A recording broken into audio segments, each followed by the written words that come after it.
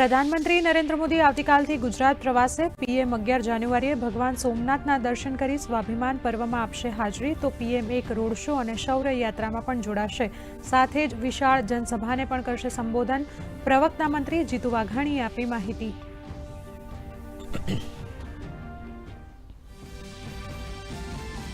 સોમનાથ સ્વાભિમાન પર્વ અંતર્ગત આજે નીકળી રવાડી યાત્રા 800 મીટર લાંબી યાત્રામાં દિગંબર સાધુ સંતો જોડાયા તો સોમનાથ સ્વાભિમાન પર્વની રવાડીમાં ઢોલ તાશાએ જમાવ્યું ભારે આકર્ષણ।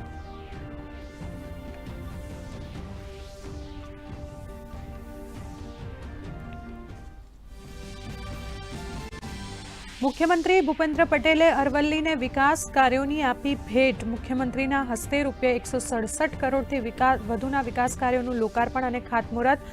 મુખ્યમંત્રી શામળાજી મહોત્સવ 2026ના સમાપન સમારોહમાં રહ્યા ઉપસ્થિત।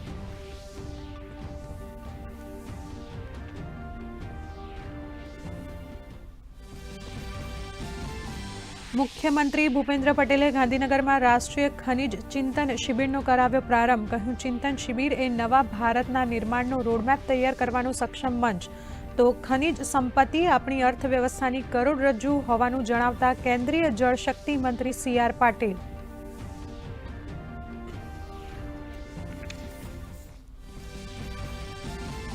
કેન્દ્રીય રમતગમત મંત્રી અને નાયબ મુખ્યમંત્રીની ઉપસ્થિતિમાં યોજાઈ સ્પોર્ટ્સ ગવર્નન્સ કોન્ક્લેવ। ભારતને વર્ષ 2047 સુધીમાં વિશ્વના ટોચના 5 સ્પોર્ટ્સ રાષ્ટ્રોમાં સામેલ કરવાનો વ્યક્ત કરાયો નિર્ધાર। ગુજરાત સહિત તમામ રાજ્યોના સ્પોર્ટ્સ અધિકારીઓ સાથે સુચારુ આયોજન મુદ્દે મંથન।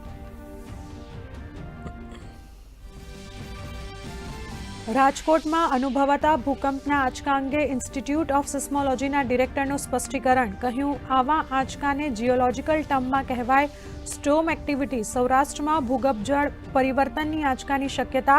આવા આંચકાઓ ચિંતાનો વિષય નથી।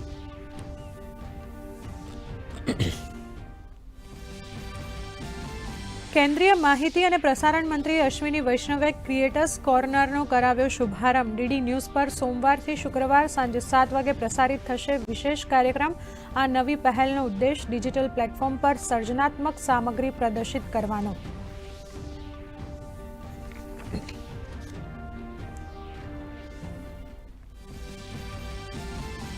અને ગુજરાતમાં જામ્યો શિયાળો 4.8 ડિગ્રી તાપમાન સાથે નલિયા ઠંડુગાર। અમરેલીમાં 8.6 અને રાજકોટના 9.4 ડિગ્રી તાપમાન સાથે સૌરાષ્ટ્રમાં શીતલહેર તો આગામી દિવસોમાં ઠંડી યથાવત રહેવાની હવામાન વિભાગની આગાહી।